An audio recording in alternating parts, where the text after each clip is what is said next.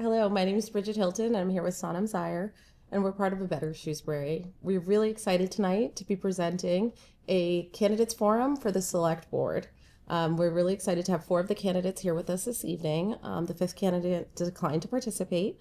We're excited to be able to present questions that are relevant to the A Better Shrewsbury community and to Shrewsbury at large. A Better Shrewsbury is a grassroots group of neighbors, educators, and advocates working to make our town more inclusive, equitable, and community-centered. We came together with a shared commitment to social and community justice, and we've hosted events, conversations, and initiatives aimed at uplifting voices often left out of local decision-making. Tonight's forum is part of that mission to inform voters, encourage accountability, and ensure that justice and equity are at the heart of our town's future. Thank you so much.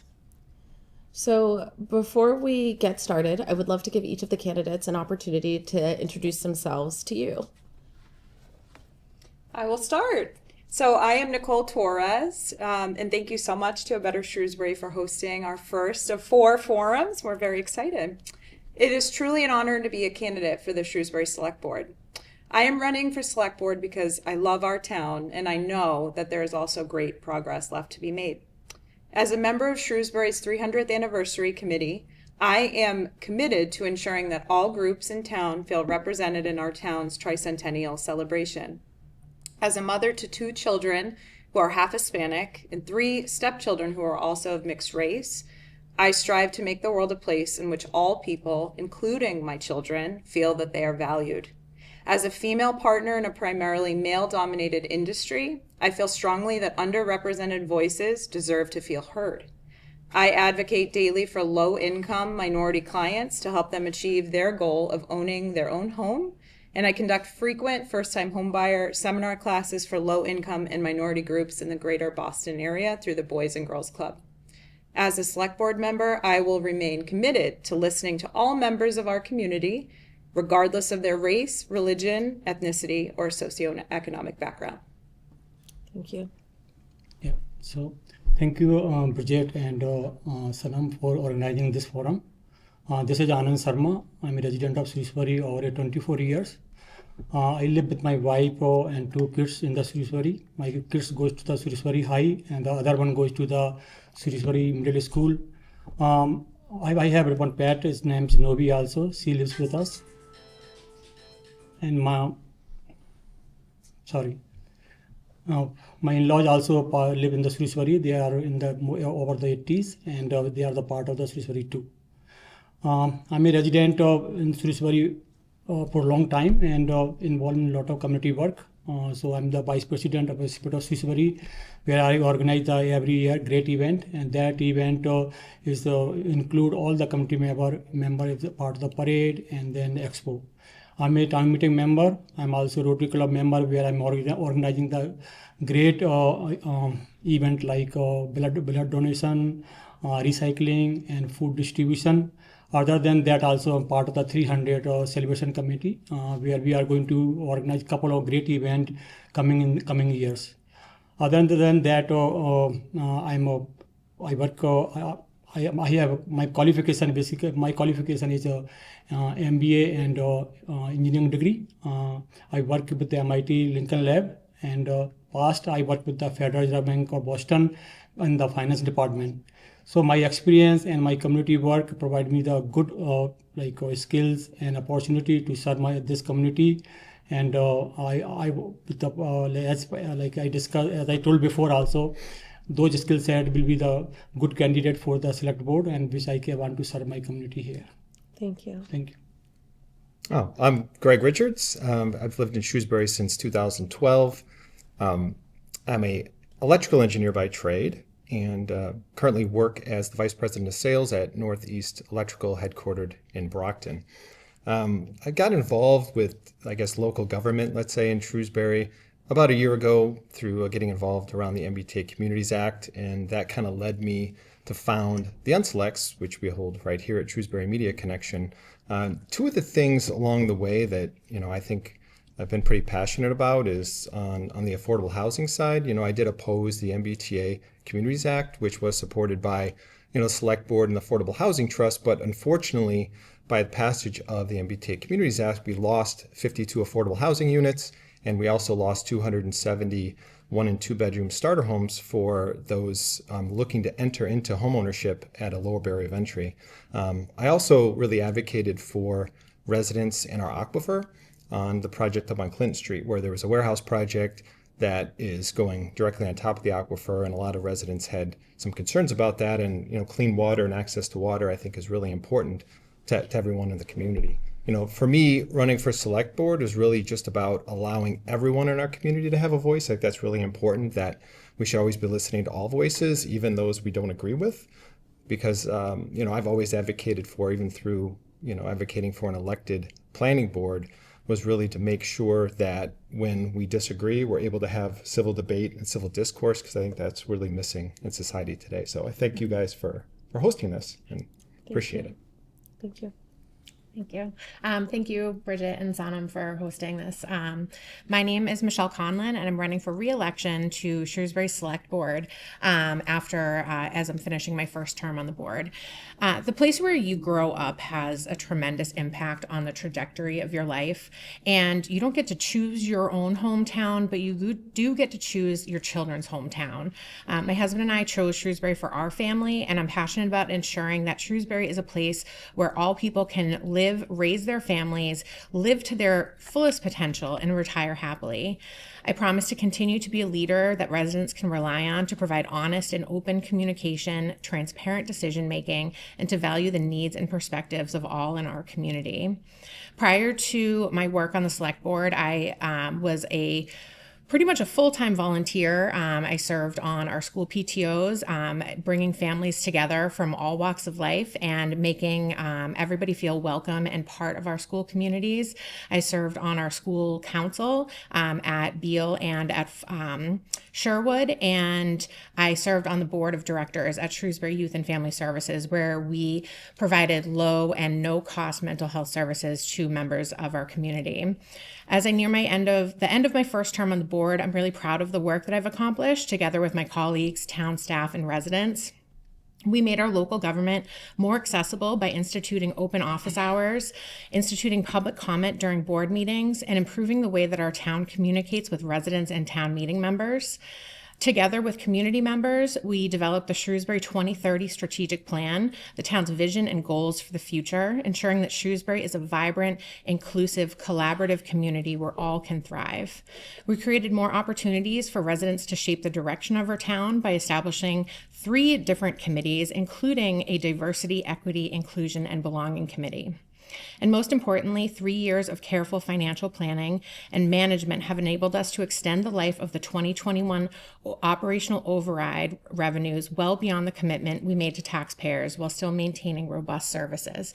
I chaired the 2021 override campaign when our schools were facing a $5 million budget deficit, in order to ensure that our schools could provide our children, all of our children in the community, with the services that they needed to thrive. So thank you for having us. I appreciate being here. Thanks. Thank you. And thank you to each of the candidates for giving us your introductions. We really appreciate that. So we'd like to go over... discuss the ground rules? Absolutely. We'd like to go over a little bit about the ground rules for tonight's forum. I don't think they're anything that should be too strange to any of you. We're going to give each of you 1 minute to respond to any of the questions that are presented tonight in the forum. If you go longer than 1 minute, your answers may be cut. We're expecting no interruptions while another person is speaking and has the floor. We're going to do a sort of waterfall style for answering questions so that everyone's given equal opportunity. And we just expect that dialogue will be respectful and thoughtful throughout the entire forum. Okay? All right. Sure. So now we're going to go ahead and get started with our very first question. Sure. And the first question is going to Nicole. Okay. So the first question is about housing. Housing is fundamentally a social justice issue, as equitable access to safe and affordable housing is crucial for fostering diverse and inclusive communities and removing systematic barriers that have created disparities in wealth and access to resources. How do Shrewsbury's housing and zoning policies impact socioeconomic equity here in town? And what's your take on the MBTA zoning mandates? Thank you for that. I'm a little biased because I'm a real estate attorney, so the housing in general in Massachusetts, the housing issue is not exclusive to Shrewsbury. There's a lack of housing in the Commonwealth in general, and there's obviously a lack in Shrewsbury as well. Part of that is because this is a great state to live in. This is a great town to live in. In terms of MBTA and the town deciding to go forward and agree to accept the law and comply with the law, as a real estate attorney and an attorney in general, I agree that we need to follow the law. So I voted as a town meeting member in favor of us following that law. As you know, taking that hat off for a second, I do think it was a bit of state overreach, to be honest, that the Commonwealth is dictating to us what we can and cannot do within our municipality. Having said that, though, again, there is a real need for housing, and I would absolutely support, there being affordable housing and letting people, to your point, that aren't of socioeconomic backgrounds that might otherwise not allow them to live here, giving them an opportunity to be here in our town and our school systems. Sorry, that was the end of 1 minute. Okay. I'm going to go to the next follow-up question. Yeah, sure. On the same topic. What would you do to ensure affordable housing options are not segregated from other neighborhoods, not just clustered in isolated zones? Affordable housing options are not segregated. In one area of town, Yeah. and that Oh, they're I see. distributed evenly throughout the various zones I within see. town. I think that would be really working with developers to ensure that if they're looking to put in housing, where that housing is and what type of housing is it going to be. A certain percentage of it, is it going to be affordable housing? With the 40Bs, we have the ability, if it's a friendly 40B, the town has the ability to weigh in, right? The unfriendlies, they can go above our heads and really decide to put in what they want. But through 40B, we have a bit more say in terms of what comes into town. Okay. And then there's a third follow-up question. What would you do to ensure town development prioritizes access to transportation, walkability, and economic opportunity for all residents? Again, I think that's working with the developer and really making sure, what goes in makes sense for not only for the community that already exists here, but for the people that are going to be living there, right? Are they going to be able to potentially walk to school or have accessibility to transportation, right? Not everybody has a car. Working with the developer and saying, hey, what is going to go here? What is around there? Not looking at it just in a vacuum as to, what exactly is being built. We have to look at what's around it as well. Okay. Thank you very much. Going next to Greg. Sure. I will start with the first question and then after each minute ask the next. Oh. First question again was, how do Shrewsbury's housing and zoning policies impact socioeconomic equity here in town?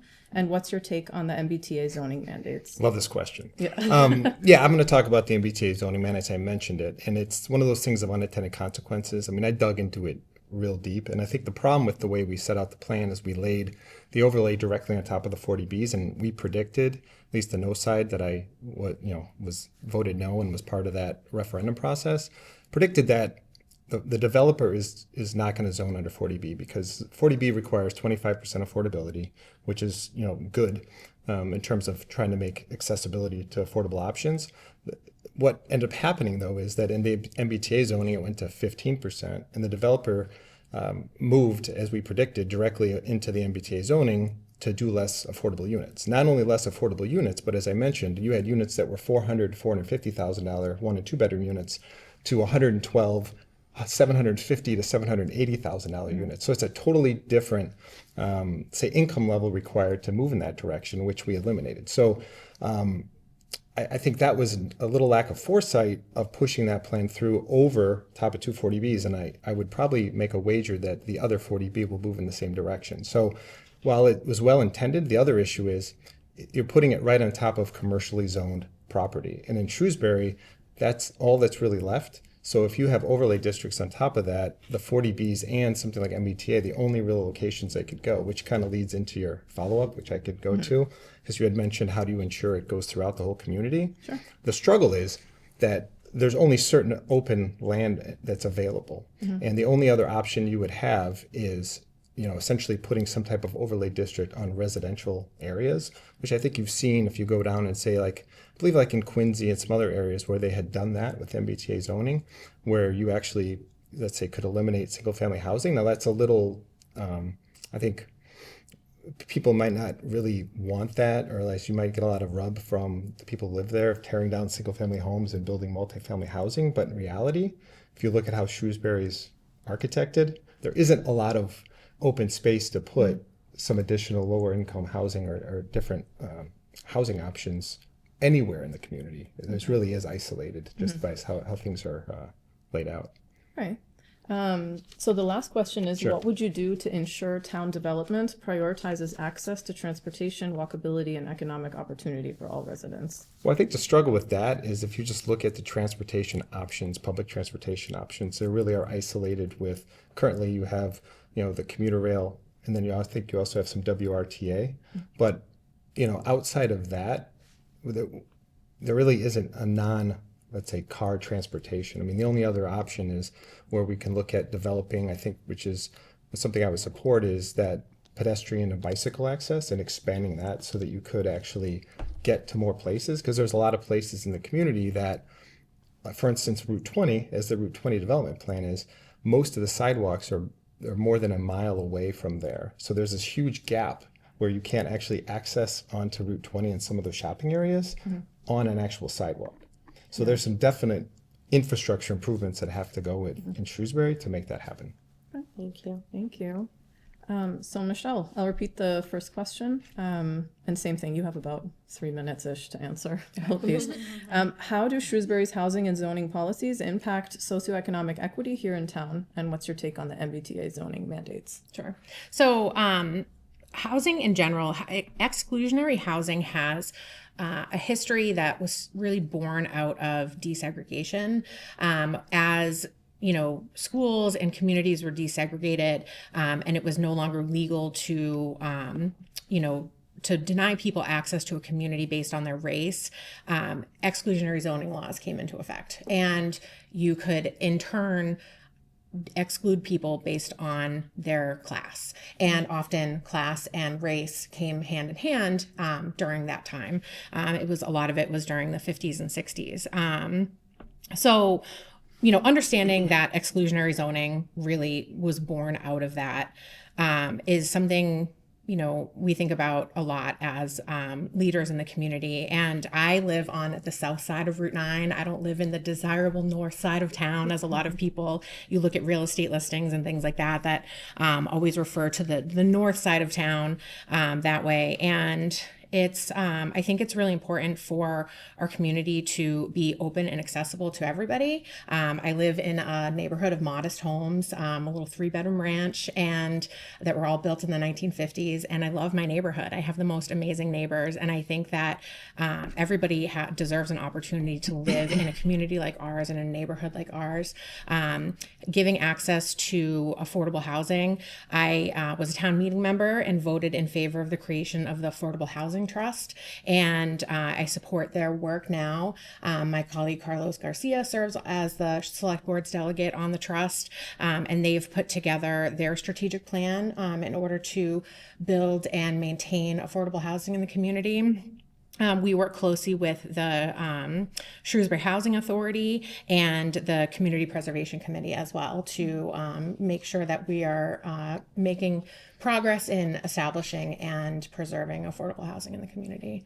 So, and I think I didn't touch on the MBTA stuff. I think you touched on the second question, but yeah, so what's your take on the MBTA zoning mandates? And I'll add the third question too, if you want to add all of that. What would you do to ensure town development prioritizes access to transportation, walkability, and economic opportunity for all residents? Okay. So the MBTA zoning has been, and it's been a topic of conversation since I ran for the select board 3 years ago. When I was a candidate, it was already a conversation in the community.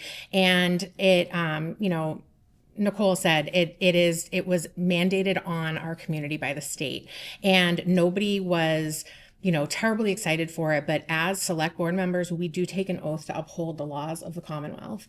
And we were mandated by the state to establish an MBTA community zone within Shrewsbury. There's a lot of concern about growth in the community, and we had areas of town that were already going to be developed under the 40B law, which had, gave, constitutional precedent, that this is a constitutional act. So we knew going into this that, despite lawsuits that were happening during the process, that this would be ruled by the Supreme Judicial Court, that it was going to be ruled as a constitutional act within the Commonwealth. And we decided to lay that overlay in areas of town that were already developed and that had development plans in progress, so that our schools and our community weren't overwhelmed with the development of new projects. Sorry, I don't. Sorry. It It's a big topic. is. So It absolutely is. yeah. And we recognize that, but we appreciate you all giving your Thank you. All right, and Anand, how do Shrewsbury's housing and zoning policies impact socioeconomic equity here in town, and what's your take on the MBTA So zoning mandate? I'm living in this community for a long time. I always heard there are always affordable housing issue. A lot of people not able to afford the housing here, and we need some kind of a system or support for our seniors or those people are not going to afford. So initial development, when they are working on affordable trust, I went to a couple of meetings, suggested them. There are so many old houses there in the town. We can purchase them using the housing authority money or from the CPA or from the state government fund.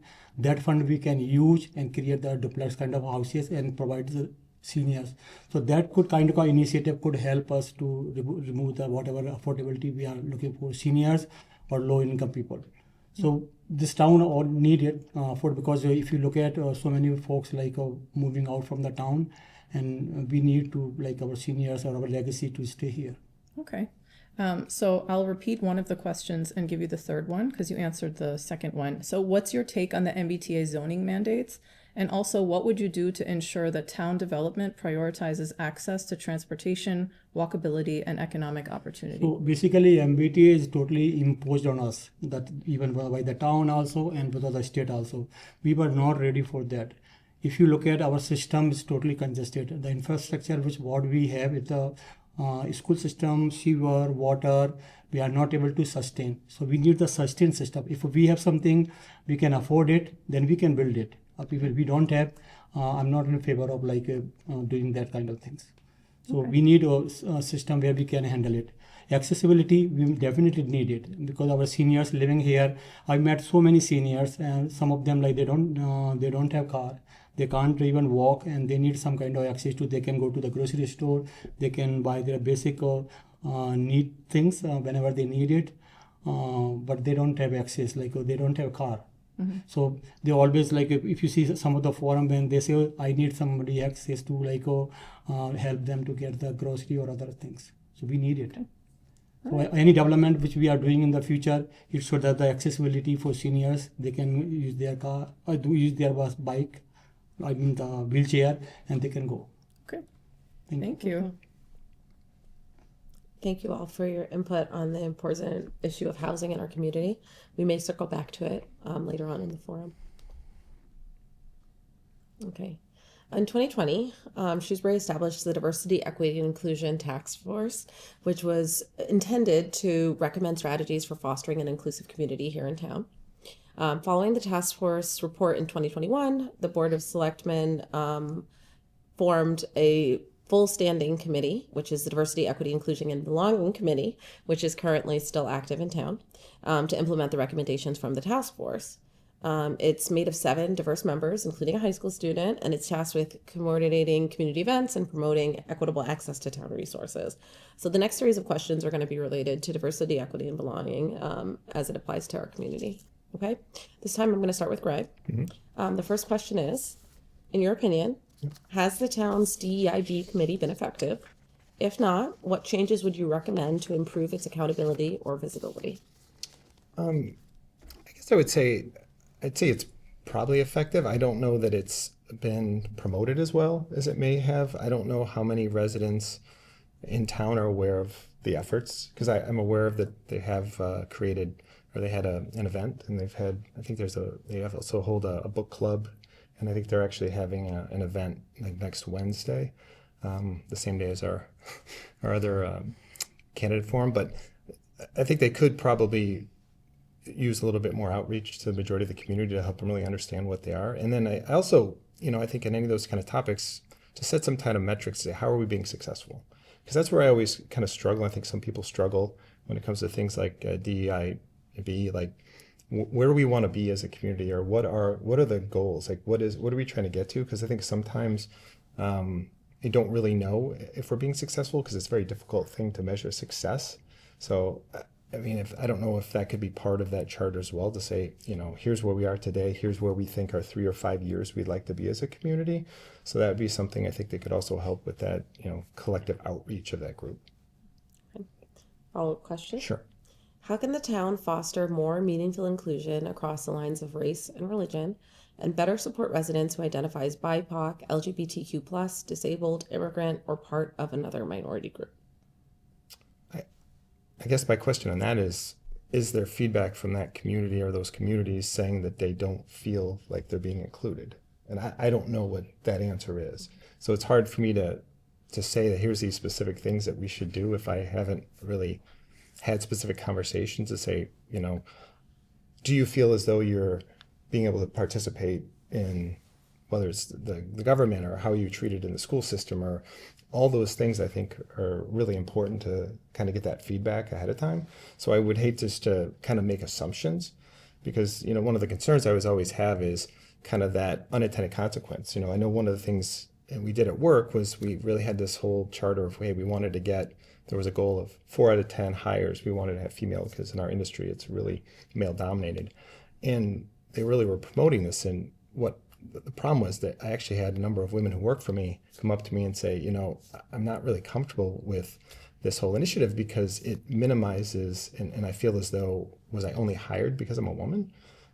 I'm a very capable, and the people I hire are very capable, and they're very high performers, and I think they feel as though sometimes it's minimized. So I think we just have to be cautious to make sure that there's no unintended consequences by overly focusing and saying, oh, hey, we want to get X% of this group participating in it, or we want these specific ratios. We want to make sure that that is what indeed that those groups are looking for as well. Okay, so additional follow-up. What role do you see education and town communication playing in advancing the goals of diversity, equity, inclusion, and belonging? And what actions do you feel that you've personally taken to support some of these communities? Okay, I'll start at the end. Mm-hmm.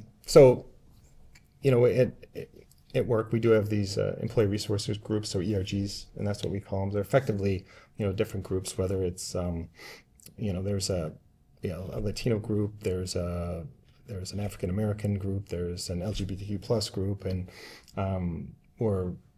there's different management responsibilities of people who support those groups across our whole organization, both locally and nationally. So supporting them on their initiatives on the local level.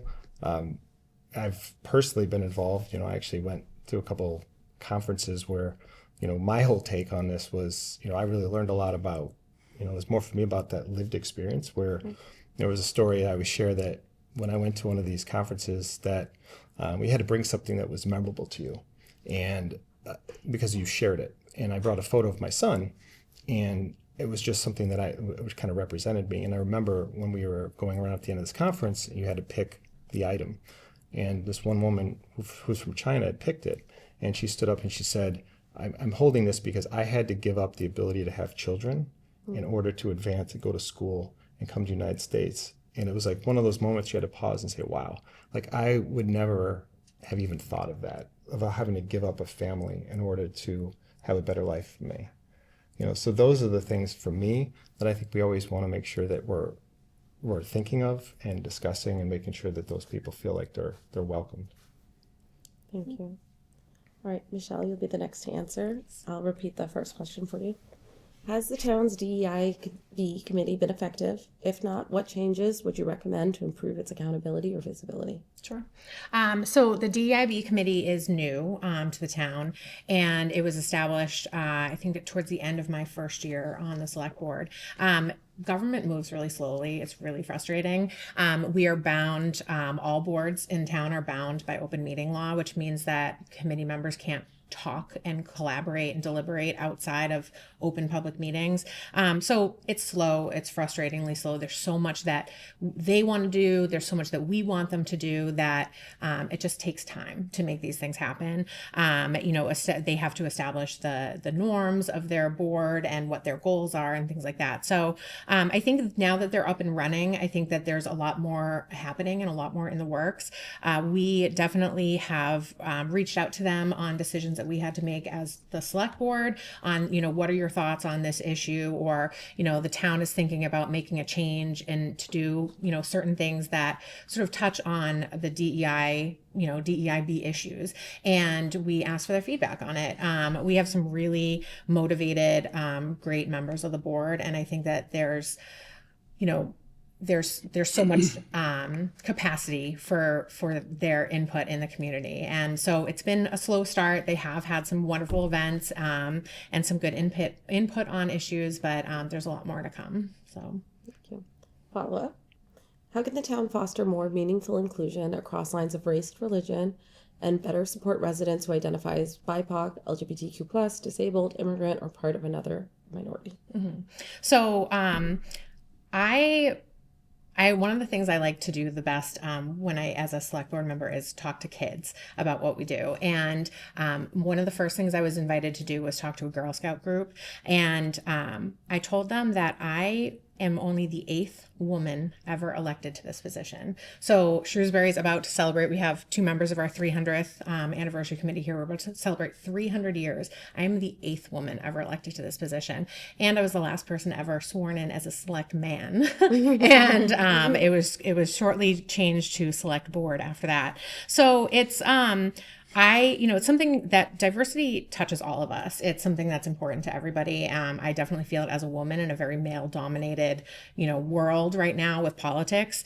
And I think that we need to, one of the things that we do is I reach out to friends of all different backgrounds, like get involved in our town, run for this board, submit an application, run for town meeting, get involved, and not make room at our table, but making sure that they know that it's their table and that there is space for them there. We have the thing that's so wonderful about our community is how diverse it is and how, there's in every aspect, in every way that you can think of it. And we have so much to learn from each other, and we learn the most from our peers that are different from us, and not being afraid of that. I think it's human nature to sort of like back away from what's not familiar and just to stick with what's comfortable. And so opening yourself up to things that are different, I think, is the greatest way that we can grow outside of our comfort zone, and it will only strengthen our community to do that. So I don't know if I answered the question, but And last follow-up. You might need to skip it. She's over. Okay. sorry. Yeah. It's okay. You kind of advanced. I did So I was yeah, nervous. sort of. Oh. Yeah, so, all right. Anand, has the town's DEIB committee been effective? If not, what changes would you recommend to improve its accountability or visibility? So I would like to say that setup of the DEIB community is very good. But the efforts they are doing is not the level which we should do that. So if you see, no one knows about the DEI to this point. Only when we are doing the meeting, all those we heard about some committees there. I want to give you the example. I grew up in a small village in India where I don't have the basic access of the things, but I saw people also not good there. So same thing also happening on other places also. But community here is giving me the good chance. I came from this village and nowhere I'm here in the United States, and they accepted me. I'm reaching out so many folks. They are so much warm welcoming and doing with that. So people are very good, but the community, the efforts for others also, I feel like it needs more work to improve that. Okay. How could the town foster more meaningful inclusion across the lines of race, religion, and better support residents who identify as BIPOC, LGBTQ+, disabled, immigrant, or part of another minority? Yeah, I also see this point also, like whenever I see the Facebook, like a lot of people commenting. So we feel like we have to need a lot of work here also to be like, give the knowledge, understanding. Some people like, they live on their own cocoon sometime when they don't think about the others. But we have to think about like as a, we are the whole like as town, even we are living other town also. We have to think about the others, like what they're thinking, what their race, creed, whatever they have, religion, or so we have to like include more them. And last follow-up is, what role do you see education and town communication playing in advancing the goals of the DEIB committee? And what actions would you take, what actions have you personally taken to support immigrants, religious minorities, or LGBTQ+ communities? Yeah, I support them because if they need the support. So if you're not going to provide the support, they will be always isolated. They don't have proper education. They will be not the part of the system. And if I select it, I will provide them more resources, and people can have access of the whatever information, and they can be the part of the system. Thank you very much. Oh my gosh! Hi. I'm so sorry. Because you started the first one, I should have kept my chart up. I wanted to keep my chart up. All right. It's okay, I'm here for you. Thank you. All right, Nicole. Has the town's DEIB committee been effective? If not, what changes would you recommend to improve its accountability or visibility? So I was really glad that Michelle said it was a newer group because I have heard of it, but I haven't seen anything from the group. Just driving around, walking around town, meeting people in town, we're an extremely diverse town, and there's obviously a lot of work to be done. I've lived here 7 years and I haven't seen anything that this group has put forth. But at the same time, that makes me really excited. I know, to Michelle's point, that town groups, by virtue of being a town body, it does work a little bit slower, but it makes me excited that there's that much on the table to be done, because I think we're going to see in the next couple of years a lot of work with DEI, especially, living in Massachusetts as opposed to what's happening on the national level. We've been seeing people come out in droves in favor of DEI in Massachusetts. So I see nothing but a positive that we haven't, at least for me personally as a resident, I haven't seen very much from the group. How can the town foster more meaningful inclusion across lines of race and religion and better support residents who identify as BIPOC, LGBTQ+, disabled, immigrant, or part of another minority? I think it's visibility, right? So both of my children go to the Spring Street School. They're doing a cultural night in a couple of weeks. And as I mentioned, my children are biracial. Their father is from Puerto Rico. They're extremely proud of their Puerto Rican heritage. My daughter is so excited to talk about empanadas and see the Puerto Rican flag. And some of her classmates may have never even seen that before. So for me, it's exposure. It's putting yourself out there, being proud of, your culture, and giving people the platform to do the same thing for themselves. So something like a cultural night is absolutely fantastic. I would love to see more things like that in town. Wonderful. What role do you see education and town communication playing in advancing these goals? And what actions have you personally taken to support immigrant, religious minorities, or LGBTQ+ communities? Education in DEIB is massively important, first off. So the more that we can get the word out there, not only that Shrewsbury supports DEIB, but that we're doing things to really foster DEIB. On a personal level, as I said, I work in a male-dominated industry, and being a partner at my firm, there's even less females that do that. So I take that very seriously. 5 out of our 7 lawyers, I'm proud to say, are females, which is amazing. On a personal level also, again, I work with low-income minority groups through the Boys and Girls Club in the city of Boston, showing them you can buy a house, right? You can purchase a home, making them aware, giving visibility to the fact that there are actually special loan programs that minority low-income groups can take advantage of. They may not even be aware of. But again, visibility is key. Just letting people know this is available to you. They can keep it in their back pocket, right? And they have something to work towards because they know it's a possibility. Thank you.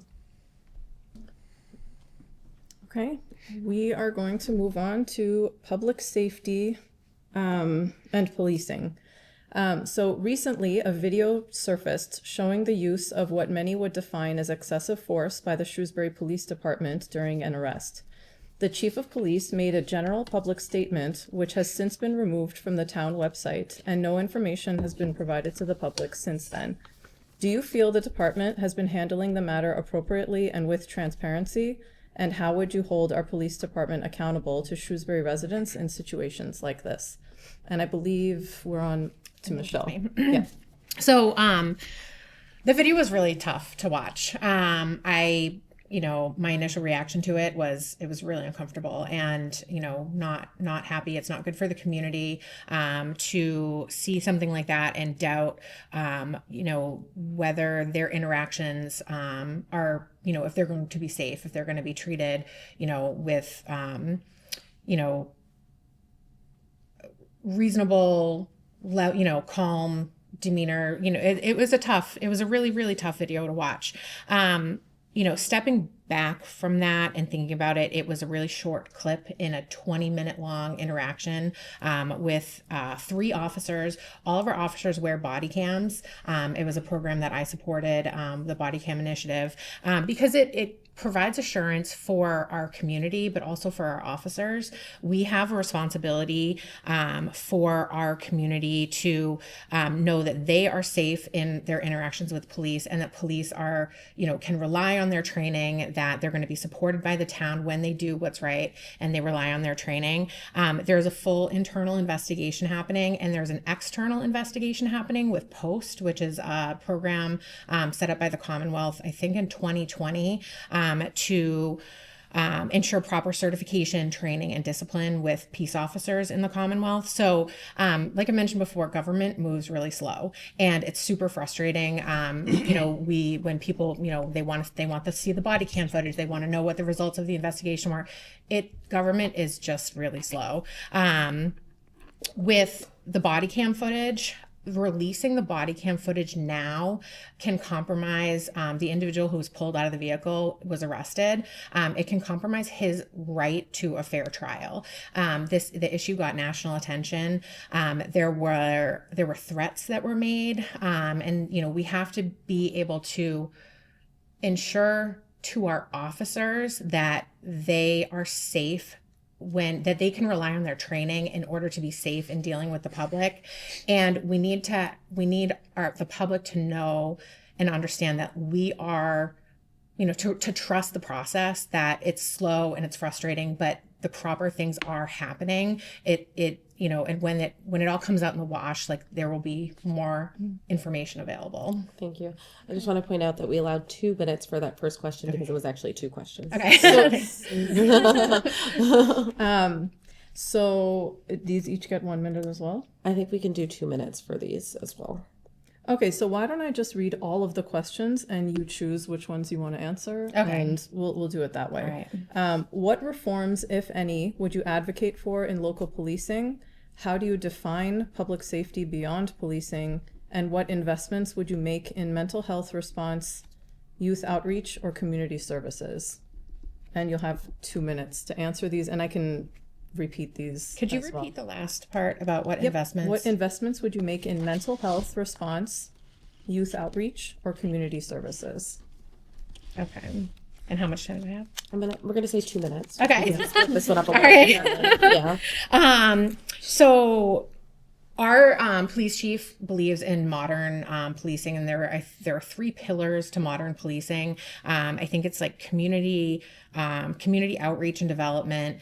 It's training and something else, but it's a different way at looking at policing, where it's not about arrests and discipline. It's about supporting the community and keeping people safe, and letting the community know that they can be trusted. And a big part of that is training, whether, it's de-escalation training, or how to interact with people with disabilities, how to interact with people who may not speak the same language as you. There are all different ways that we can improve the training of our peace officers in the community to ensure that they are our peace officers, right? That they are there to support the community. They're not there to, arrest people and give people tickets and things like that, but it's really, an organization that we can rely on to keep us safe and secure and help us when we need help. In terms of investments in mental health and with youth outreach and things like that, I supported the hiring of a mental health clinician with the police department. We are experiencing a nationwide mental health crisis. Every day there are people who need help, and sending them to jail isn't going to get them the supports that they need. It's not going to make our community safer. So having a mental health clinician who can respond to those incidents is really a way to get people the supports that they need to thrive. We allocated American Rescue Plan Act funding to the police department to have a youth police academy this past summer, and they're hosting it again this year, where they had, I think, like 24 kids, or am I running out of time? And it was a way to just establish relationships in the community, that, we had police community night and things like that, just so that our community knows, all members of our community know that they're there to support us and help us. So Thank you. Thank you. Anand, you're up. Do you need me to repeat the full story? Okay. So recently a video surfaced showing the use of what many would define as excessive force by the Shrewsbury Police Department during an arrest. The chief of police made a general public statement, which has since been removed from the town website, and no information has been provided to the public since then. Do you feel the department has been handling the matter appropriately and with transparency? And how would you hold our Shrewsbury department accountable to Shrewsbury residents in situations like this? So for just like I can say, the Shrewsbury Police Department doing the great job so far, keeping the safe us in the town. I didn't see that kind of too many incidents, but that incident especially bothered everyone. Whenever I look at that incident, I saw the one boy is has the thrashing out on the ground, but they have video cam. They should definitely show the public and come up about what is the reason why they did it, and if something is wrong, we should take action. So I would suggest that. Thank you. The next question is, what reforms, if any, would you advocate for in local policing? What changes would you make to the police It department? should be, if this kind of scenarios happen, and we should be more open. There's somebody has to come forward, give the statement and say this is happened because of this reason, and this is the officer is responsible for that or not. So we have to come up in the public. It should be the more open system to that. There's some reasons, sometimes they don't do that, but whenever they have good time to release the document and say, we should not go and ask them, please give the statement what happened for this time. Okay. Thank you. How do you define public safety beyond policing? What does public safety mean to you? It's very important because recently there are a lot of theft in the different areas. A lot of people has the issues and concern about so many people install the different type of cameras, security systems. So it's little concern, but it's under control that. Okay. And the last question is, what investments would you make in mental health response, youth outreach, or community services? So if I see this time the mental health is the town is doing some work, but it's not that level. So whenever I see my kids, they are coming home, they are never talking about the mental health. We should involve parents, kids, and teacher together, do the meeting of some kind of, so they understand this mental health is a big issue. We should not take a simple way. And parents also have a meeting regular with the teacher or kids. But now I can see my kids never say they are talking about the mental health. Okay. We need this kind of development. Okay. Thank you so much. Nicole, do you need the background again or just the questions? Just the questions would be great. Okay. So do you feel that the police department has been handling the matter appropriately and with transparency? And how would you hold our police department accountable to Shrewsbury residents in situations like this? So the video itself was extremely disturbing. I don't think anyone is arguing with that. I also think it's important that we go straight to the people involved as opposed to, going off of YouTube comments or Facebook comments. So I actually spoke a couple of days after the incident with the union head for the police department and subsequently spoke to Kevin Mizikar, town manager, about it. I think it's also important to remember that that video didn't start at the initial start of the incident. So, my sister being a police officer has kind of given me a little insight into we really need to look at a full picture. It's very easy to pass judgment if we're just looking at a snippet in time, and we don't see anything that really led up to that snippet. And again, I'm not taking away from what we all saw, because it was extremely disturbing. I definitely think that there was a lot of emotion that didn't have to be there. And, that is a job of heightened emotion, because you have police officers that their lives are truly on the line. And in a situation like that, in my discussion with not only the union head, but also with town manager, when a police officer goes into a situation like that and they're outnumbered immediately, there is a sense, a heightened sense of awareness, of course. In terms of the police department dispersing information about it, I think, to Michelle's point, it's really important to understand that with a pending investigation, there are certain things that they legally cannot release. So it's not as though we're keeping this information close to the vest because we don't want residents to know. There are legal ramifications that could honestly jeopardize the person who was arrested, right? So as much as we're looking for transparency, we have to remember the ramifications of the law as well. Okay. What reforms, if any, would you advocate for in local policing? I think emotional de-escalation is really big. And, going back to really the national rhetoric right now, emotions are extremely high. And learning how to de-escalate, learning how to really bifurcate what's happening situationally from your own emotions that are attached to that situation. It's not only massively important in policing, but it's massively important, I think, in general for all of us as citizens, right? So absolutely the how do we lower the temperature of a situation? I think there's a lot more training that can be done on that. And, in watching that video, that was my very first thought was, wow, this is a very emotional officer. And again, I went into it with the lens of, I know there was more that led up to this than what I'm seeing, but I think de-escalation training would be very, very important. Mm-hmm. Okay. And then I'm going to read the last two questions, and then you can just answer them with your remaining time. How do you define public safety beyond policing? And what investments would you make in mental health response, youth outreach, or community services? So in terms of how I would define public safety, you said? Yes. So I would define it as having a sense of security in our town, right? So not feeling like if I go for a run, I have to have one ear pod out, right? I can just run through town and feel safe and feel protected. I think that's massively important. It's not just about having a Ring camera or locking my door. I want to know that my neighbors have my back. I want to know that my police have my back, that there's someone there if I'm in trouble that I can reach out to. I think that is how I would define it, as really an emotional security more than a physical security. And then what was the second question? Second question was, what investments would you make in mental health response, youth outreach, or community services? Sure. I think the visibility piece, going back to when we were talking about DEIB, recognizing that there are severe mental health issues, especially now, people having gone through COVID, there's more of a mental health crisis in this country than ever.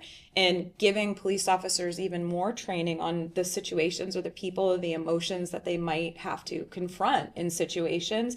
It may be something that 10, 15 years ago, it was so rare, it really didn't ever happen. So giving visibility again to those different types of situations that they may encounter, I think the two hands will really help one another. Okay. Thank you. Thank you. You're almost exactly 4 minutes. Look at that. Spot on. Spot on. All right, Greg. So regarding the video that surfaced, do you feel the department has been handling the matter appropriately and with transparency? And how would you hold our police department accountable to Shrewsbury residents in situations like this? Yeah, I do. I'm not going to reiterate what Nicole and Michelle said, because I'm right in line there that there was a much longer incident. You have to go back to the beginning. One thing I was fortunate enough to participate in was when I lived in Waltham, they had a Citizens Academy, and it was weeks, and you actually would go into different situations. And I vividly remember where they put you in a police car and they had a car stopped in front of you. and you just had to get out as if you were doing a traffic stop. And sometimes it was perfectly benign and fine, and everybody was fine. And then one time, all of a sudden, they jump out, and there's a gun in your face, and they put you on the ground. So it's very difficult. I think it's easy to watch a video and make a determination that, oh, that was an overreaction, or I wouldn't have done it that way when you're not in the situation. So I really do think, I respect the police officers, and they are putting their lives at risk every day, and they don't know what the situation can be. So I think it's easy to criticize, it's easy to be tough on them, and while those videos are, alarming, you just have to kind of look at the incident as a whole and kind of let it play out. And there is a process, like they mentioned, and you have to allow the legal system to play out, for everybody's protection. Okay. What reforms, if any, would you advocate for in local policing? Well, one of the things I think the challenge is really on the staffing side. And I think part of the problem is the scrutiny that we've seen on the police on a national level is really driving down the interest in the profession. So the problem is, what you actually see is all of those police officers have a lot of experience, a lot of tenure, are retiring, early retirement, because it's not worth it anymore. It's a difficult position to be in, and when communities are very critical, or you're not viewed in the light of welcomed, I wouldn't work there either. So the problem is, a lot of the police departments are having to go get very brand new, very unexperienced officers directly out of school that have a criminal justice degree and really don't have the experience or the knowledge, or that have been exposed to those situations. So I think that's part of the challenge. I think part of the challenge is to let's take a step back and say, this is a critical role, right? Police officers, because I don't think anybody wants to live in a society where all of a sudden nobody wants to be a police officer, and we don't have that level of public safety in our community. Okay. How do you define public safety beyond policing? Yeah, similar to I think what Nicole said, it really is that ability to kind of not be afraid to travel anywhere in your community. And I think one of the areas that I think we could do better at is just that whole sense of community and neighborliness. I mean, I think it's something that we've lost collectively, where you go to a lot of people, they don't know their neighbors, they don't even know who lives 2 doors down from them. Mm-hmm. So, having that, I'm going to look out for you, you look out for me. I think each of us individually could probably do a better job of saying, everyone who's around me is important, and we should all treat each other with respect. And I think if we got to that point, I think we would have a much greater sense, not only a community, but of that safe public safety. And because there's a lot more that we have in common than the differences, I believe. Okay. And what investments would you make in mental health response, youth outreach, or community services? Yeah, I think my wife's actually in mental health, but there is a huge demand, more so than there's not enough people to help those who need of support. I know that the program was funded through advocates on a grant on the police department, so I'm not sure if that's something that is going to be sustainable or will be able to be funded. But I think that there are, a lot more avenues of that mental health piece. I'm not certain that say that should replace policing. I think it's supplementary. So I would hazard to say we don't want to just say we're going to add a bunch of, trained clinicians that are going to go out, because there's a lot of danger there, because you need to make sure in those situations that you're not putting people at harm either. So I think there's a collaboration that needs to be there, but I definitely, support that. And not only that, of supporting, let's say, the police as well, of what happens when they experience events like that. How is their mental health being looked at? Are we supporting them through some of those traumatic incidents that they may experience? Thank you. Thanks. Okay, we'd like to discuss now the issue of food insecurity in our community. As you all know, the Community Fridge in Shrewsbury is this lovely grassroots effort that's happened here in town. It's a private grassroots effort, but it's often that the fridge is empty, which may signal some deeper ongoing issues with food insecurity in our community. We know that new federal cuts may impact free lunch programs at our schools and around the country. And what does this say about the needs here in Shrewsbury, and how would you, as a select board member, work to support food access for all members, especially those who are quietly struggling? And Anand, you're up first. Yeah, sure. So I saw that a food problem is there. I'm the part of the Rotary Club, we run that community fridge also. Many times we are requesting members to come and fill the fridge. And so whenever you fill it, most of the time, I saw many times when I'm filling it and a couple of folks came and they need that. So it's there. I also noticed like 1/3 of like Shrewsbury population is not like earning that much. So they do hand to mouth and they have some kind of like food stamps, all those. So we need some kind of like program or like assistance where those people can come and get the help from the town also, or maybe the state. We can approach the state or federal, any grant is available, especially for that food, or maybe not one community fridge. We can install a couple of them in different areas and then help them this way. Thank you. Nicole, would you? Oh, one question. Yeah, Okay. this That's one's great. I like this. single This is- question. Yes. This is good. So I am also a member of the Rotary Club, and it is pretty astounding how quickly that fridge goes empty. And from a lot of the folks in Rotary Club, they'll say they'll fill it and they'll go back in the afternoon and it is empty. I think it's really easy to look at a town like Shrewsbury that we do have a reputation because of our property values, because people want to live here, because of our education systems and municipal services. It's pretty easy to think that, well, this is a relatively affluent town, there must not be a whole heck of a lot of need, but something like that, it really shows that it's apparent that there is a lot of need in food insecurity.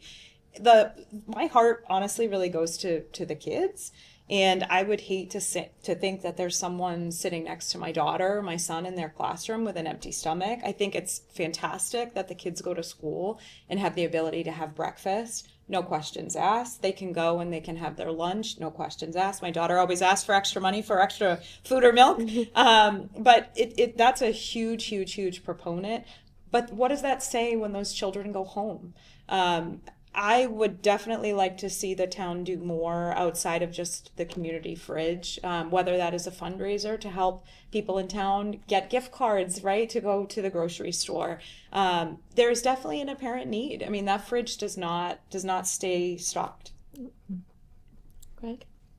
Yeah, I think for me, I know that there's a lot of state programs available as well as federal, and I think the key would be, are we educating everybody of what is available and making sure that they're aware of what those programs are outside of what we can do at Shrewsbury, because I know there are, especially in Massachusetts, here, some pretty significant programs available to those for food.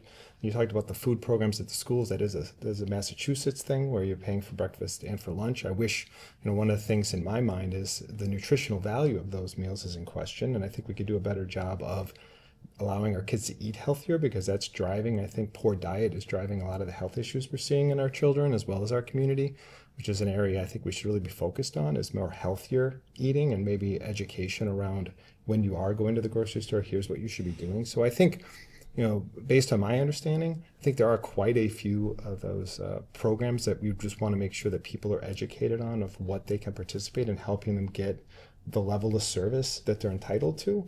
I think is probably what we can do to probably most benefit those in need. Thank you. Michelle? Thanks. Food insecurity is an issue that is very near and dear to my heart.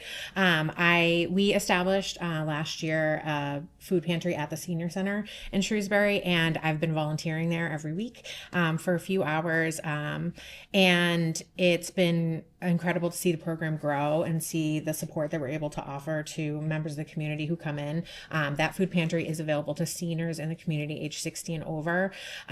We have done a few things as a community in the last few years to address this.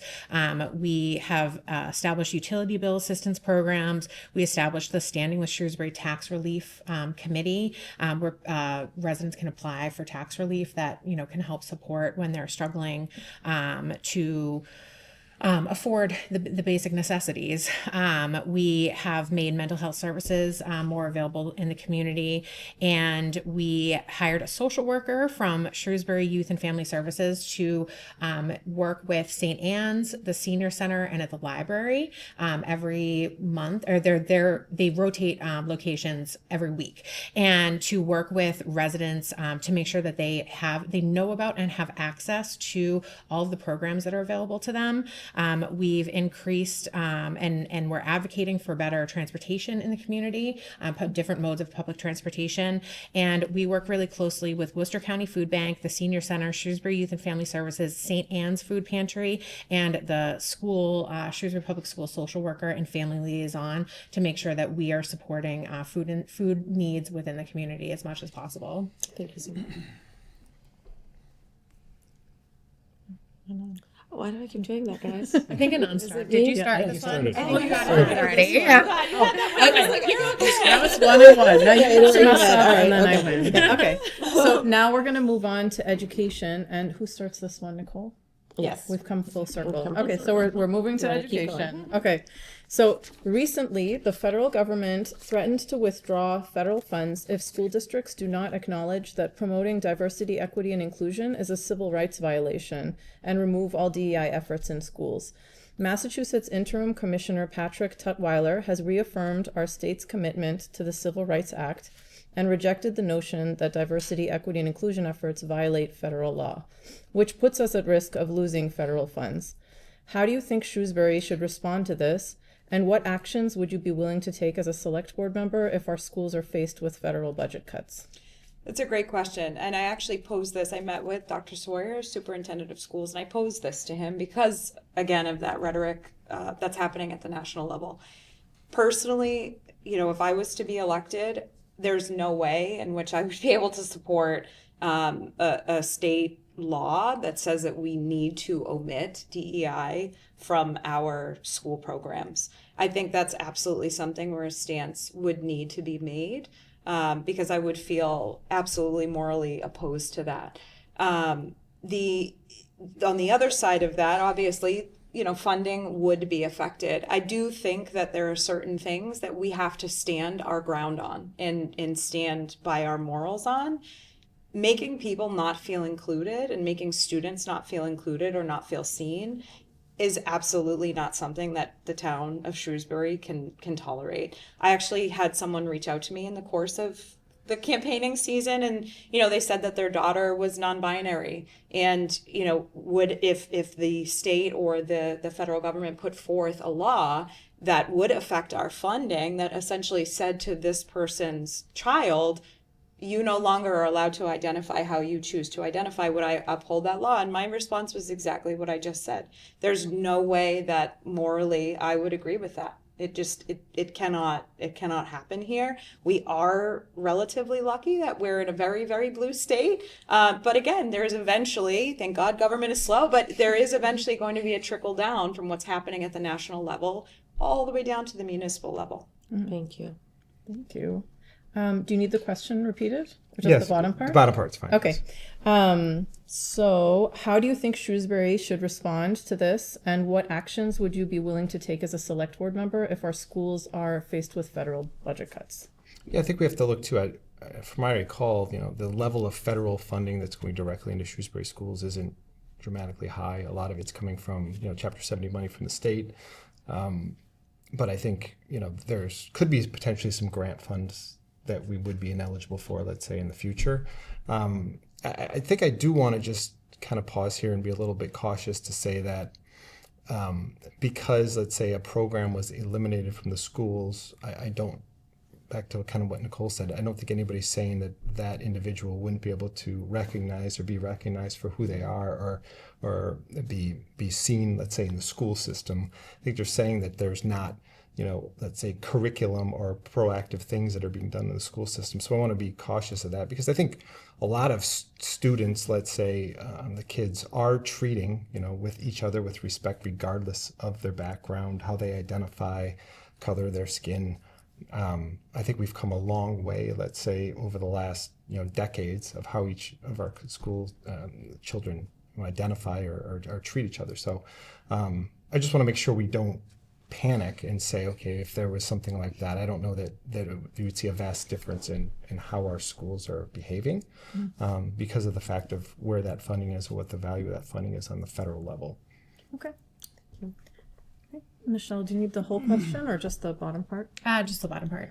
So how do you think Shrewsbury should respond to this federal action, and what actions would you be willing to take as a select board member if our schools are faced with federal budget cuts? So, you know, our federal funding in our schools, it is a very small percentage of our school budget that comes from federal funding. I think it's like 2% of our overall school budget. So it's not a catastrophic number. And, you know, I would not support the elimination of DEI programs in our schools, in our town, our municipal government, anything like that.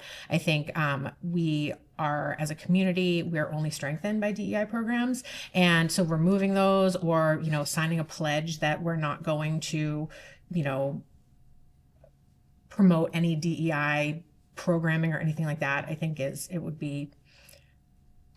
would not be a move that I would ever support as a select board member. You know, if we were faced with federal budget cuts, which I hope it doesn't ever get to that point, you know, my involvement in the schools is what spurred my involvement in the town government. And I advocated in 2021 for the operational override to support our schools so that all of our students could live to their greatest potential, so that we were giving them the tools that they needed to live out, you know, everything that they were capable of. And, you know, I think that as a community, we need to embrace our students. We need to embrace our community. And if we got to that point, it would be, you know, I would certainly fight for our schools to have the tools that they need to support all of our students. Thank you. Anand, do you need the whole question again? I'm okay. So Okay. Do you, I can okay. start, okay. Okay, sure. Yeah. So I noticed like a couple of companies, they are already removing the DEI or institution where they are doing the research. They are getting the funding from the federal. They are removing the DEI department. And I talked to the Dr. Jose also. So any help, like the school budget is not that by like getting the money which is not going to affect, but definitely it's going to affect because we have limited budget in the school. So if we are not getting the $1 million, some of the program is going to cut as per Dr. Soyer. So definitely we have to do a little efforts, or maybe somewhere we should get the money to continue the DE program, because that gives us the inclusivity and equity also for all of us. And what are the different background we are sitting because of that. So we should continue and help each other. Thank you. Okay. We're now going to talk a little bit about environmental justice and social justice and how they might intersect in Shrewsbury. Shrewsbury has taken several steps towards environmental sustainability, including Celsco's community solar project and participation in the state's municipal vulnerability preparedness program. In 2023, the town adopted its first climate action and resiliency plan to reduce emissions and prepare for climate change. Civilian-led efforts have also played a key role, such as the successful grassroots campaign to implement a plastic bag ban in town, showing strong community commitment to environmental justice. How do you see environmental policy as a social justice issue in Shrewsbury? Greg, maybe you're up first this time. Well, I think excuse me. I think there's you know, some basic pieces that we should be doing. Like talk about Celco, I think we should be looking at ways to look at alternative sources of energy. However, I do think that, you know, people should be able to choose. For instance, if we want natural gas in our homes, we should be able to have natural gas in our homes. We shouldn't force everybody to say you have to have an all-electric home or anything like that. I think it's good that we're providing you know, electric vehicle charging and things like that throughout the community, and we should continue to do that to migrate down that path. But once again, I always like to leave the choice up to the individual. So I think a lot of things we're doing. I mean, one of the concerns I mentioned, though, I would like to see us is on the water. I think we do have some focus on our actual water supply. I think there are people are concerned about the quality of water in Shrewsbury as I go around and talk to people about it. So I think that's an area where, perception or not, even though I know we've talked and we have a new water treatment facility and there's going to be a new PFAS facility, the perception of residents is that the water in Shrewsbury isn't as good as it should be. And by putting, you know, 1 million square feet of warehouse directly on top of our aquifer, I think that's one thing that we definitely, at least if I was in the select board, would want to address is, are we doing everything we can to ensure we have a clean water supply for everyone in Shrewsbury? Actually, he kind of answered the second. But Oh. You can got it ask all. it You if got you it all. want to add out. anything. Okay. Yeah. What local initiatives would you support to ensure that all residents, especially marginalized groups Yeah. and people on Route 20 and in the southern part of town, have access to clean air, water, and green space? Well, I am on the southern part on Route 20, so it's good. So I guess I would say that. The green space, I will touch upon that because I did touch upon the water side of it. I do believe we should be making a better effort as far as maintaining green space. I mean, one of the concerns is a lot of people have, every time we seem to be developing, we're chopping down trees, we're cutting down trees. We just did it right behind Anad's house, actually, with the new development on Route 20. We're going to do it again with the Green Street when they build the Pulte project. That's going to take out about 40 acres of trees. So I think we should be at least looking to preserve that, looking at the community preservation funds. Are there other open spaces that we can preserve in our community forever? Is there park areas that we should try to expand and protect? Because I think that is part of the community. People want a place where they can go, place for their kids to play. And we don't want to just see us, take every single open piece of land or every tree we have and now replace it with a building, right? That's not what the character of Shrewsbury, in my opinion, should be. Thank you. All right, Michelle. That was the closest. 1 minute, 22 seconds. No, 22 fractions of a 22 second. fractions of a second. Yeah, so literally 1 minute. Yeah. Okay, Michelle, how do you see environmental policy as a social justice issue here in Shrewsbury? Do you want me to include the second question as Yeah, well? if you could, Okay. yeah. What local initiatives would you support to ensure that all residents, including those on Route 20 and in the southern part of town and other marginalized groups, have access to clean air, water, and green space? Sure. So I have a background in in natural resource conservation and specifically in water resources and watershed management. I love the outdoors, super and passionate about everything outdoor. I like to tell people my most expensive pair of shoes are my hiking boots. It's not cute, but it's what we love. And so these are issues that I'm really passionate about. I have worked really hard in Shrewsbury to do a lot of things to support that. We established a trails committee a few years ago. There was a long-standing informal trails committee. We made them an official town committee, and we gave them the ability to actually take action in the community and reach out to state organizations and things like that to improve the work that they had been doing for many years as an informal group. I advocated for improvements at Lake Street Park. I spearheaded an effort to acquire about 7 acres of land off of Lake Street, the southern portion of Lake Street, for conservation land. So it's now preserved in perpetuity.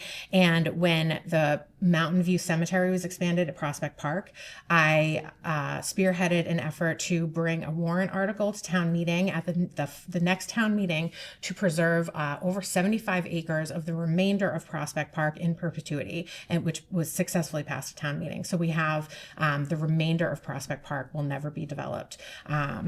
So I supported the adoption of the Community Preservation Act in Shrewsbury. It was something, I was a town meeting member at the time. It was not supported by our select board. And I spoke at town meeting and I supported that effort. And really proud of the work that they're doing and the efforts that they have focused on in the community. Like I said, I live on the south side of Shrewsbury too. And, seeing the commercial development in town, trying to steer the community towards responsible, commercial development that will benefit our community, high-tech manufacturing and things like that that'll bring jobs and not stress our resources is an effort that we're working on in town. So Thank you. And do you want me to repeat the question? Yes. Okay, and I'll do them together as well for you. How do you see environmental policy as a social justice issue in Shrewsbury? And what local initiatives would you support to ensure all residents, including those off of Route 20 in the southern part of town, especially marginalized groups and other marginalized groups, have access to clean air, water, and green space? So if you see, I'm living in that area for over 20 years. When I moved in this community, there are only few red light there. But now you can see 10 more right there. There's so much development. Even in the Stony Hill, where they recently built the new apartments, we asked the builder, don't cut the tree on the side of the Stony Hill. We went to multiple times in the town center to oppose that development. Please don't do that. No one hear us. So there's those kind of problem create the like social like when we are mentally also disturbed with that, because we can see the green tree, but those were not exist anymore. The road condition, because a lot of traffic is now going, the infrastructure is totally deteriorating there. Or we can see the pothole in the rain, and a lot of dust you can see in the like summertime.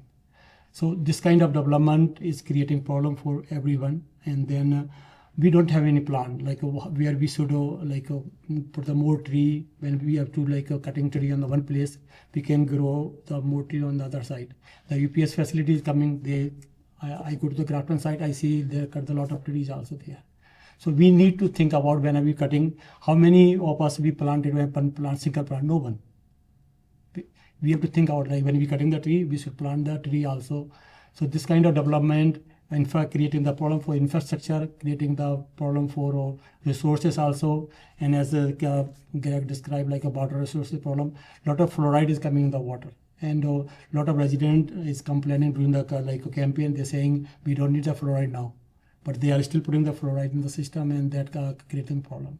So we have to basic like what are the basic resident needed about water resources, like good road, the good environment, 3-4 things we needed, and that's basically we have to provide them. Wonderful, thank you. All right, and Nicole, do you want me to repeat the question? Sure. Okay. How do you see environmental policy as a social justice issue in Shrewsbury? And what local initiatives would you support to ensure all residents, especially those living off of Route 20 and in the southern part of town and other marginalized groups, have access to clean air, water, and green space? Yeah, so I would consider, I'll start with the second question and then I'll go backwards. I would consider clean air, water, and green space to be, for lack of a better word, a fundamental right of a citizen to be able to have access to that. And it would be a shame that depending on where you lived in town, your accessibility to those things is hindered. It really would. So I think part of making sure that those things stay secure for those residents that are living in that area of town would be to any new development that goes in. Green space is an absolute necessity when the town is in conversation with any developer to ensure that, to Michelle's point, we're not knocking down trees, we're keeping in perpetuity green space. So I know right now, for example, the cemetery is being expanded.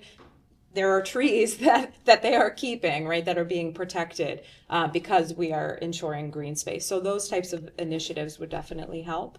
To your first question, we really do have to balance the need for environmental sustainable efforts with the fact that that does put a hindrance on people from varying socioeconomic backgrounds. So to say to someone, for example, I know there's discussion of a potential plastic water bottle ban. That's assuming that someone can have a reusable water bottle, they have access to water. I know we've talked about some people in town have things to say about our water. That's assuming that they're going to be able to have potentially filtered water. So we definitely do have to temper doing things that are good for the environment with the strain that it could potentially put on someone that may not have the resources to be able to uphold that.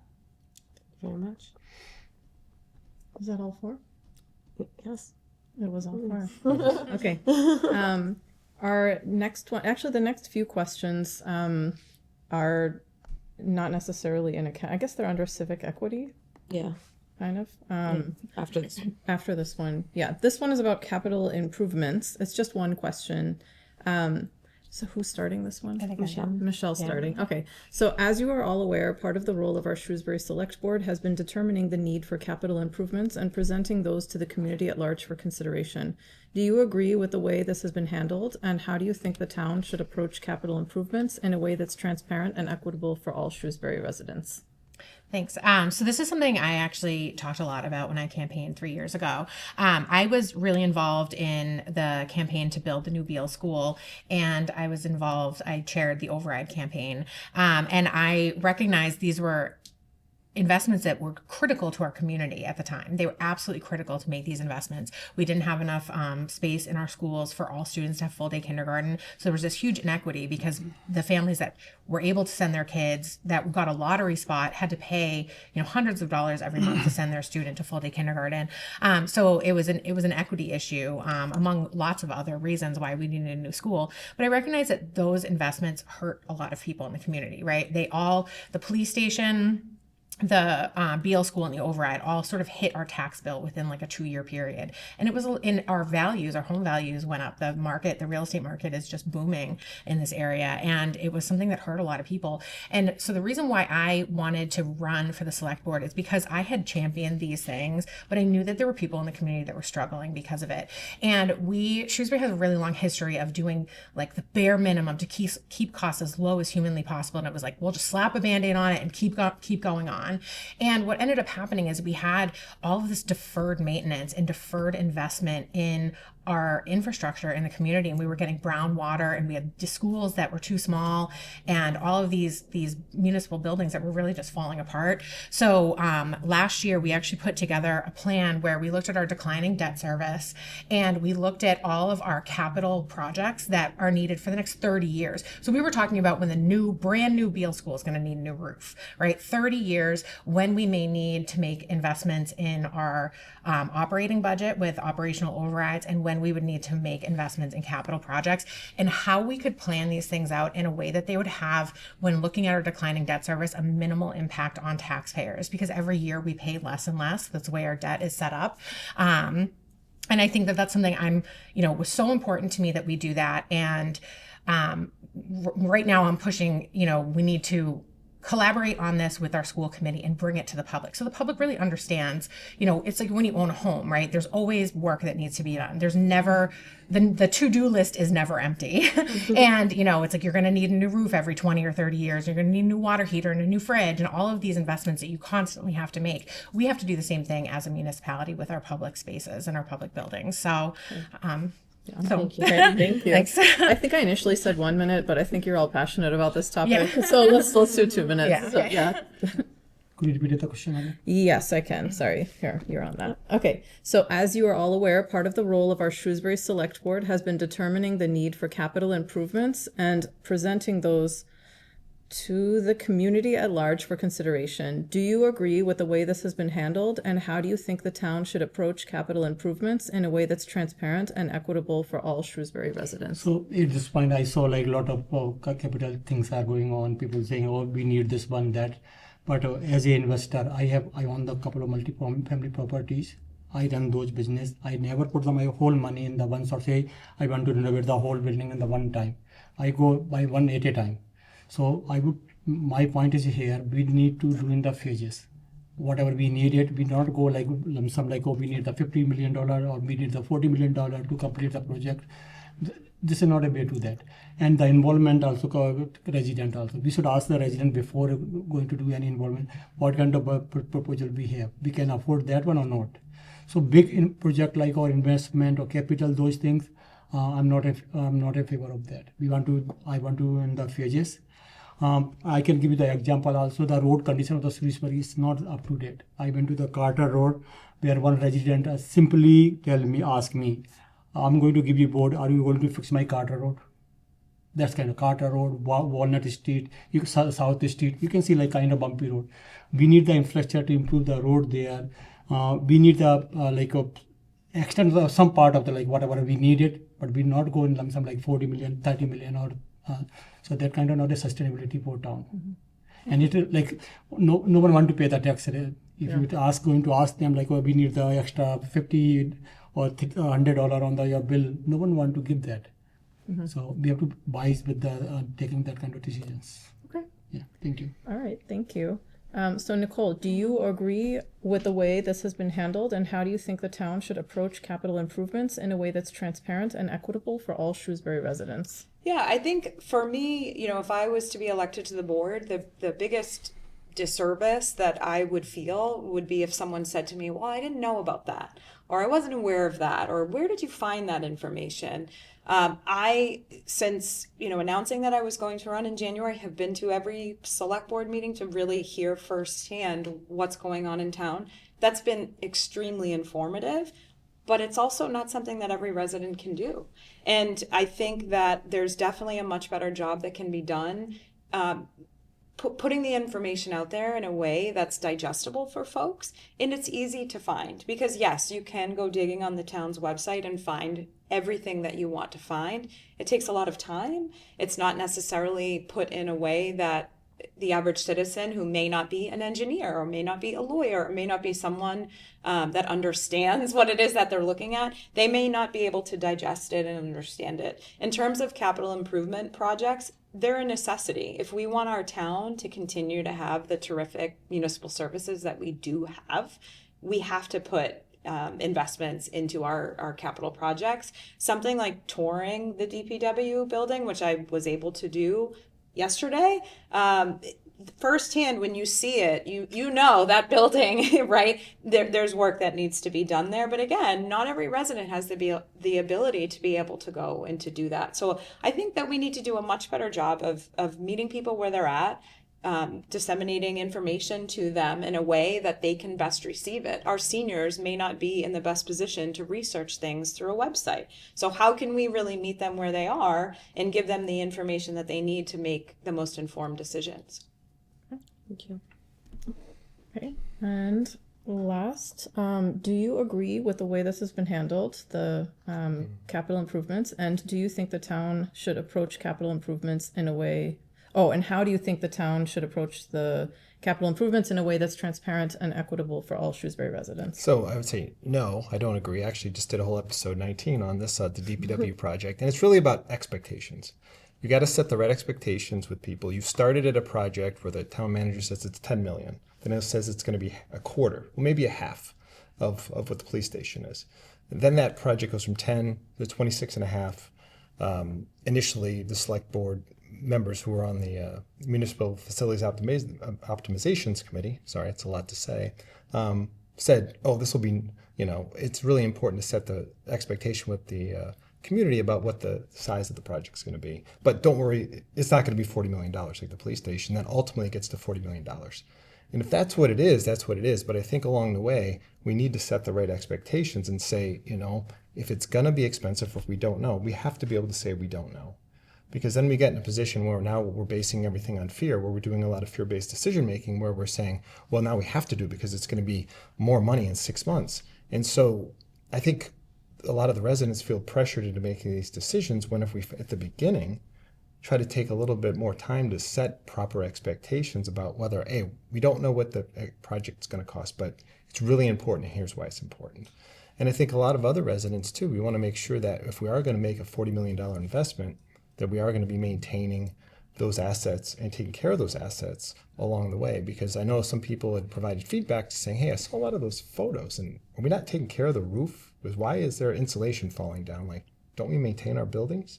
And I know we probably are trying to do a job of that, but that's, the other way to look at it, to make sure we are doing that. Because there are a ton of projects. If you look at every school building, there's a laundry list of items that need to be improved, and it can be very around. And then we're going to spend, $150 million on an addition of a high school, and we have all these other schools that need work. Mm-hmm. So I think it's really difficult to figure out, from the community, is where are we best served? I know it's not exciting and everything. We're not to go and repair and maintain, but those are critical things to keep those up and running so that we don't have an issue where one school, the kids are now, in a totally different environment than a brand new school on the other side of town. Mm-hmm. Okay. Thank you. So there's 6 questions left and about 30 minutes. Should we each pick 1 or 2 more questions? I think we can do that. Yeah. Which one? 1 or 2? Why don't we start with 1? And Let's then start with 1. See how we feel. Okay. You want to go first? Okay, sure. Okay. So we said that for these additional questions, we're gonna drop the waterfall. We're just you don't have to answer the question if you don't want to. Okay. But you each will still get the same amount of time, but if you want to jump in on it, you can. If you don't, that's totally fine. Okay. All right. So the first one is, how would you ensure that all residents, regardless of background, feel seen and heard in town decision making?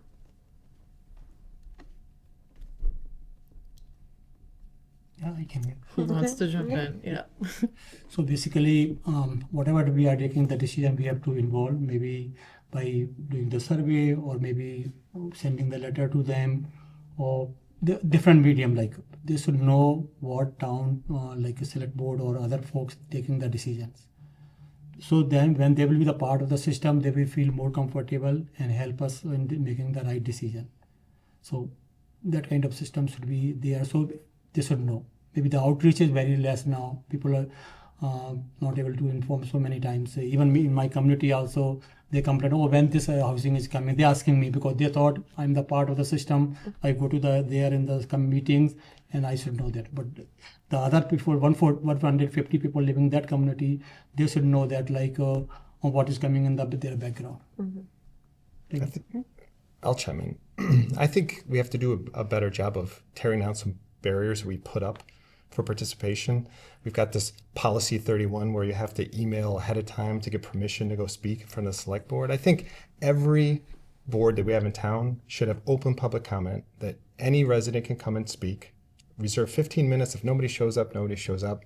But don't put these barriers in front of people. And then also, when you go to meetings, explain what the process is like. Like if you ever go to a conservation or a planning board meeting, it's not a welcoming environment. You know, it's not like people explain, okay, here's what we're going to do. Here's the purview that we have. If you want to speak, here's what you can speak about. Because you can see it. I've watched a ton of meetings. You can see the clips I do. And some of the members that we have in these boards are downright rude to residents. And that is not welcoming to all. If I watch that at home, some people have a personality where they're comfortable with it. Others don't.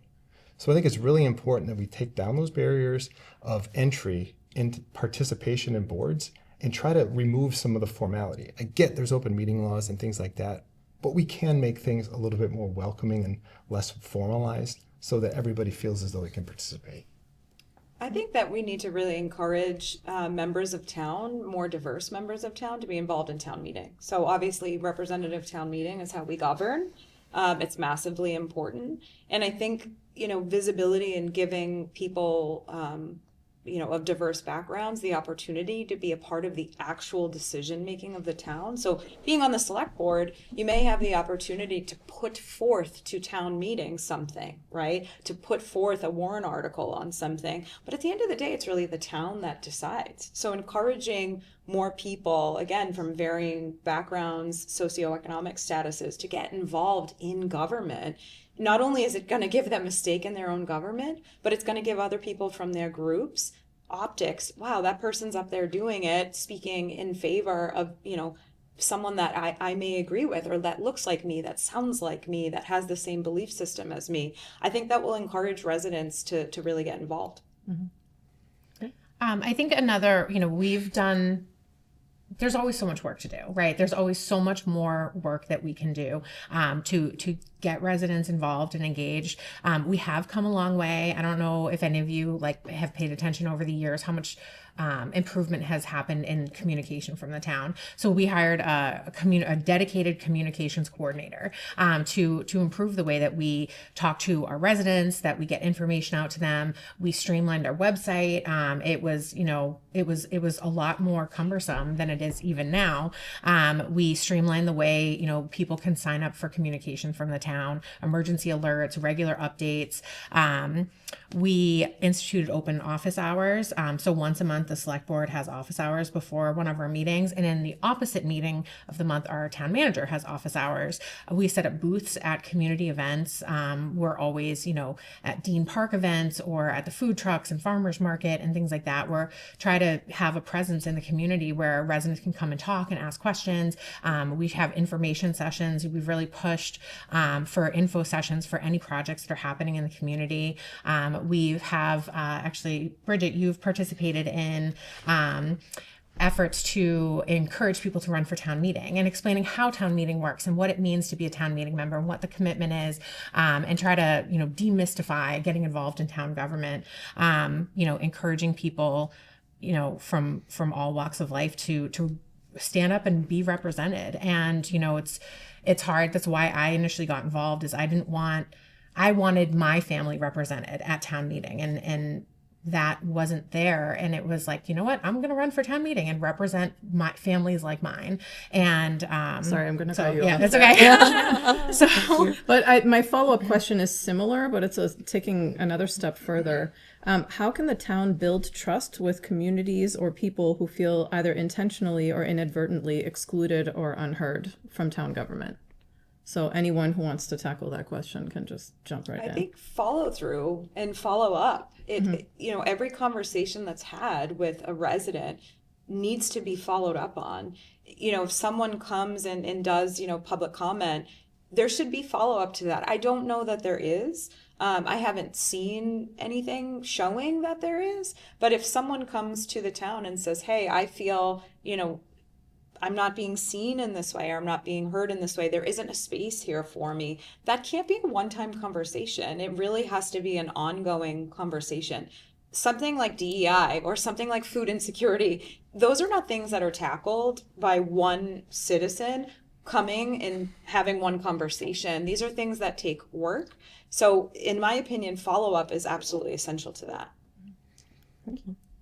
Yeah, I say, I think the appointment process for boards could be relooked at, because if you have a dissenting opinion, you're often not appointed to boards. There's a lot of personal experience and others in town who said, I've applied and I'm never going to get picked. And if you look at how it's done, it's kind of done as this, we're going to rank people, we're going to put them on a spreadsheet, and this person gets picked.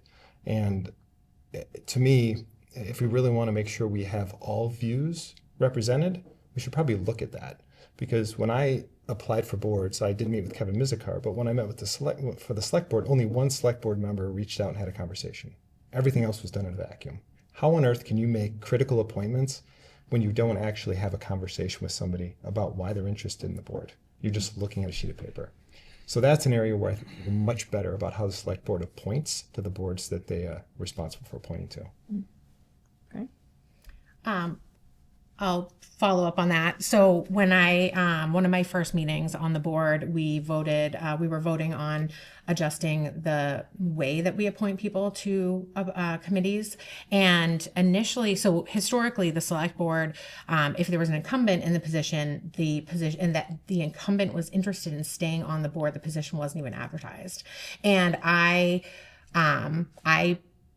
at my first meeting, that was going to be voted basically to just update the same policy. And I, put the brakes on and said, we need to change this. Like, we need to open these positions up so that we have diversity of thought. We have, diversity of opinion, that we're making our government more accessible to our community. And, it doesn't mean that an incumbent won't get selected for it, but we make it available and open for everybody. And because maybe there is somebody out there who has, a better experience in that, or, a differing opinion on, of the group that's currently representing those boards. And I'm really proud of that. I think that we have gotten a lot of new people involved in the community. There is always work to do. And, hearing from dissenting opinions, I am not afraid of somebody who disagrees with me. And I think that we have the most to learn from people who don't think the way that we do. I have always been open for people to reach out to me. When we are appointing to committees, I read every letter and application, and I base my votes off of that. My phone number and my email are available to anybody in the community who wants to reach out to me. In the 3 years I've been on the board, there have been very few people that have ever reached out. I'm sorry, I gotta cut you off there. There may be more after this airs, but Yeah, and I'm open to it. Reach out. I'm happy to talk. Flash your number. Yeah, I'm happy to talk to anybody. So I would like to say we need the transparency. Well, right now we don't have that. So whenever, just like Greg said, whenever somebody applied, the position most of the time is not going to get the right person who deserve more. Mm-hmm. So for example, I can give you, I'm saying that I'm property owner of multiple family buildings. I know more about the affordable housing. I have so many tenants in the Booster Housing Society, Northborough Housing Society, and I'm providing the access to my apartment. Sometimes they don't have money, and I'm helping them to get the right apartment on my properties. But I'm not a good person for the affordable trust, because I didn't know anything about that. So that kind of discrimination I can see in the board, like people when they are selecting, and there should be transparency. When they select, I selected this person because this the background of this person matched with this criteria. Mm-hmm. We never get the answer. They say, thank you so much for applying, and we will look at, and your credential is very good, and please do continue, and we will give you the position next time. Mm-hmm. So we want transparency. When I selected someone, I should say, this is the right guy because this guy has the experience and we need for this purpose. Mm-hmm. And the follow-up for the follow-up question regarding, we need that. We can't like leave the system open. Whenever I send the mail to the congressman, their office called me multiple times and asked me, "Oh, are you okay? You need help?" We need this kind of response. So we are missing here at town. If I select it, I will implement both things. Okay. Thank you. All right. Great, I'm thank ready you. for my next question. Are we ready? Are you? I am. Okay. Sure. I had to announce it. I was going to say closing statements, but No, Bridget wants to I've got go. one She more. wants to get- All right. So this has been a topic that's come up a lot in town lately, and it's about whether or not representative town meeting is an effective form of government for Shrewsbury. I'd like you to consider whether that is or is not the case from the angle of social justice and equity. That's a great question. And I know that they're doing a study actually on this. They're using, I believe it's an independent third party. Michelle could probably correct me if I'm wrong, to look into the different forms of government.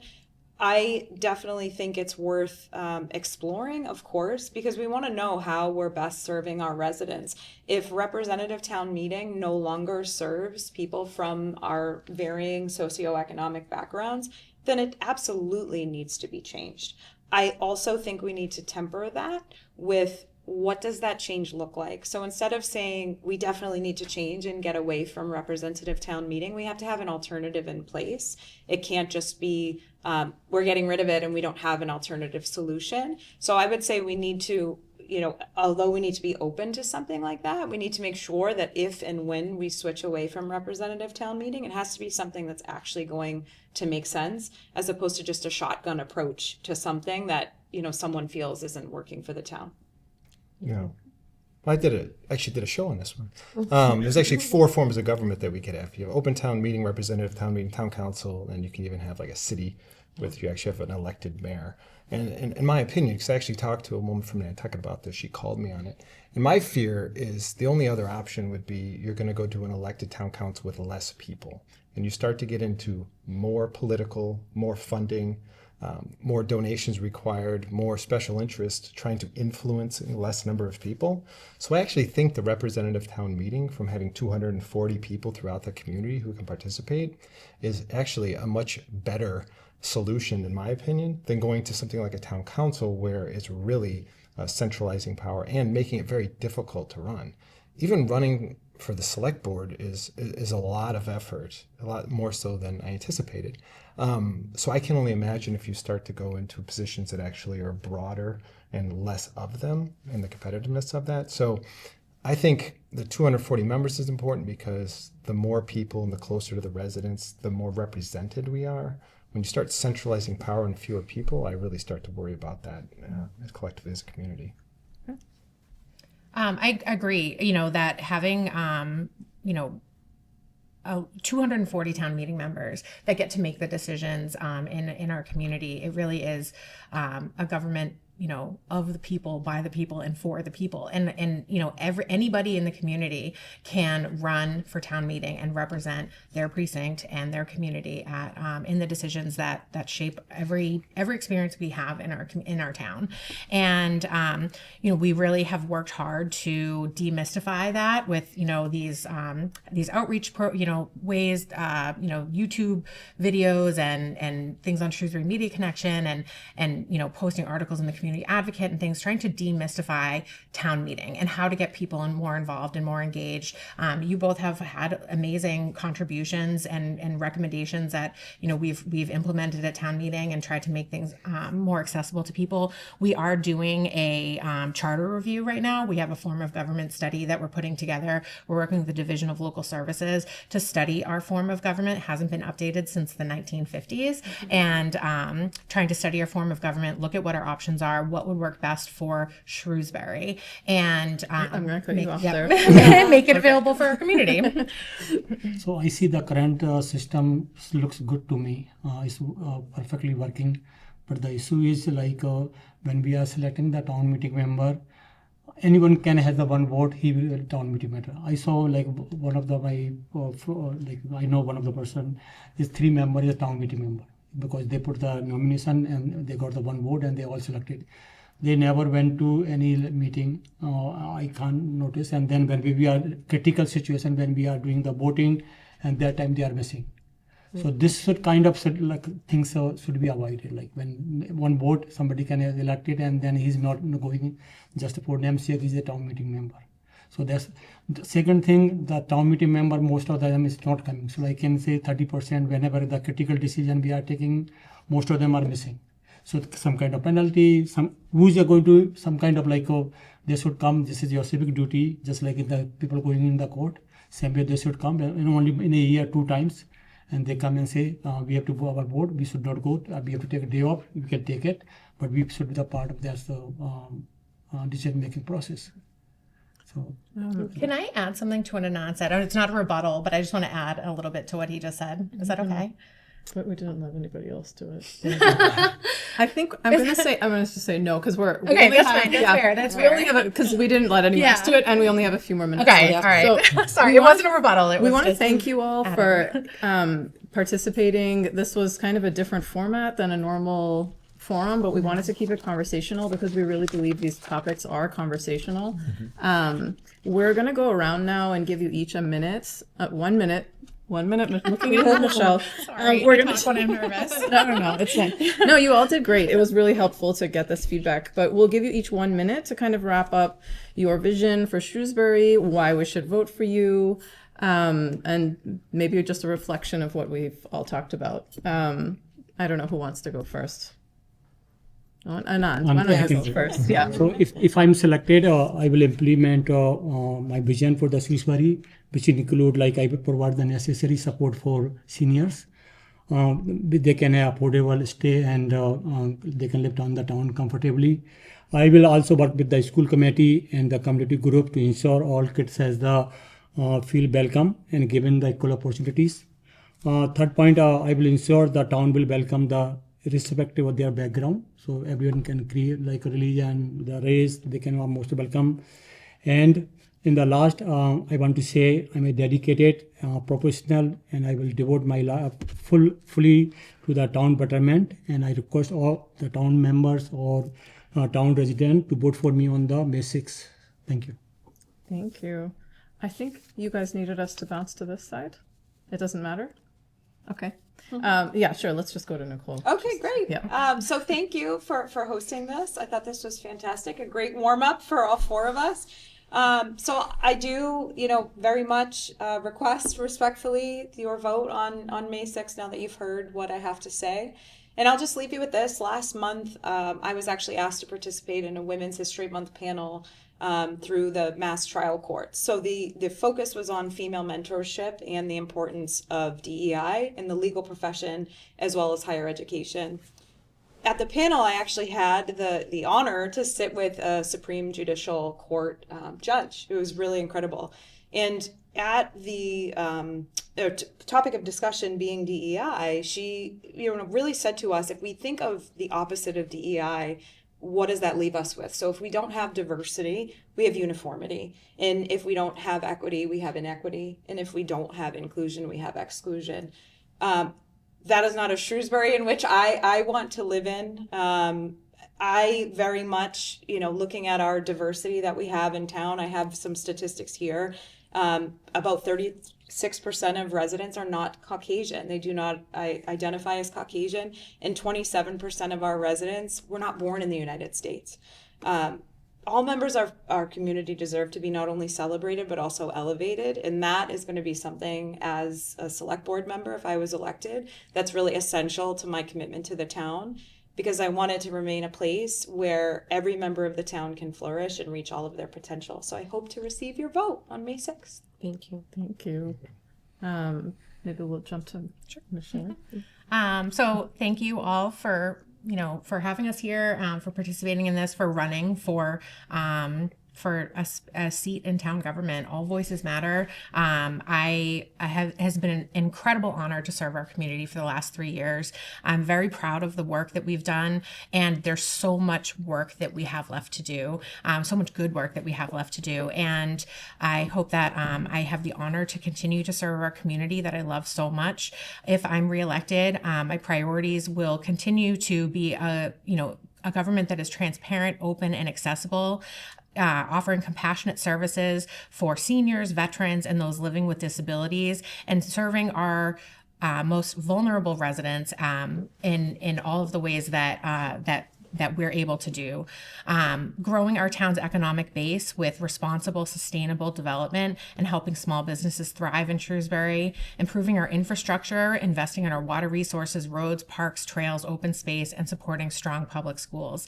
I'm asking for your support in this election so that I may continue to work for the future of our community. Thank you.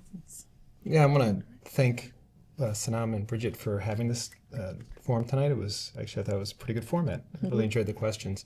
Yeah, I had a ability. I met with the state auditor a few nights ago in an event in Winthrop, and actually one of the things she said resonated. You know, we see a lot of division on the national level, which is, you know, permeates itself, I should say, down to the local level. And one comment she made, it's not about, you know, partisan things. It's those who are in power and those who aren't. And I think as a member of the select board, you know, my whole goal is to make sure everybody has a seat at the table, no matter what their viewpoint, no matter what their background is, because I think there is a sense of, you know, those who have been in power and those who are not. And I think a lot of people in our communities, I talk to them, feel as though they're not heard. You know, they don't feel like it's a full transparent process and they aren't able to participate in the government. And I think that's super important that we do represent all the voices of our community. And I haven't been afraid to voice my opinion. I haven't been afraid to advocate for those in the community, even if it's something that doesn't directly impact me. Mm-hmm. And that's kind of really what I believe in. It's like, I want to do this. I'm doing this, you know, because it's something I feel like I have to do. You know, it's not something that doesn't benefit me personally. You know, I'm not getting anything out of it. It's just that I really feel that call to try to serve the community and step up, because I want to make a good example not only for, you know, my son and those who are coming after us. I just think that's just really important to make sure everybody has a chance to be heard. Great. Thank you so much. Thank you all again for coming, and thank you to viewers for watching and joining this experimental forum style. We do not give endorsements. We are an education group. We believe in educating voters so that they can make informed votes. So we hope that this was informative, and that everyone at home can kind of think about what they've heard here and make an informed vote. And if you want to hear more from the candidates, please be on the lookout for the 3 additional forums that'll be occurring throughout the election season. And please don't forget to vote on May 6th.